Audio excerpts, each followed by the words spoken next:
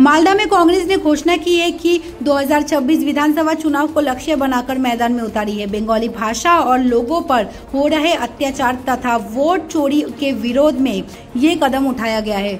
21 सितंबर को हरिश्चंद्रपुर विधानसभा के कोरियाली राजेश्वर मोड़ पर युवा सम्मेलन होगा, जिसका आयोजन राज्य युवा कांग्रेस कर रही है। कार्यक्रम सुबह 10 बजे से शाम 6 बजे तक चलेगा। इसमें जिला अध्यक्ष ईशा खान चौधरी, प्रदेश उपाध्यक्ष मुस्तक आलम और अन्य नेता शामिल होंगे। सम्मेलन में गीत और सांस्कृतिक कार्यक्रम भी रहेंगे। विगत दिने আমাদের এখানে তৃণমূল ক্ষমতায় থেকে তৃণমূলকে আমরা এখান থেকে ক্ষমতায় করে উৎখাত করে আমরা ক্ষমতা ফিরিয়ে পেয়েছি।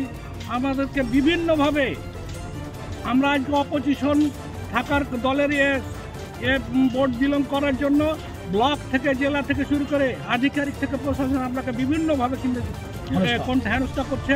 তারই বিরুদ্ধে আমরা এই আন্দোলন আমরা আজকে এখান থেকে বুঝিয়ে দিতে চাই যে মশালদার মানুষ তথা হরিশ্চন্দ্রপুরের মানুষ আজও উজ্জীবিত আছে। বিরোধী ভূমিকায় বসে আছি বলে আমরা দুর্বল নই।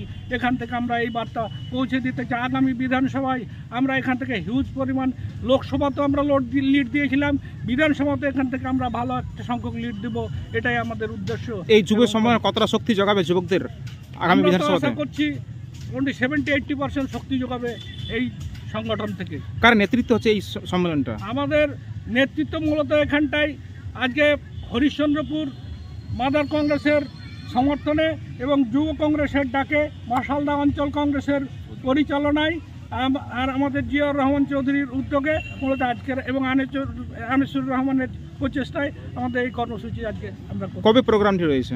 এই প্রোগ্রামটা আমাদের 21শে সেপ্টেম্বর আগামী রবিবার সকাল 10টা থেকে সন্ধ্যা 5টা পর্যন্ত। আপনার নাম? আমার নাম খলিলুর রহমান।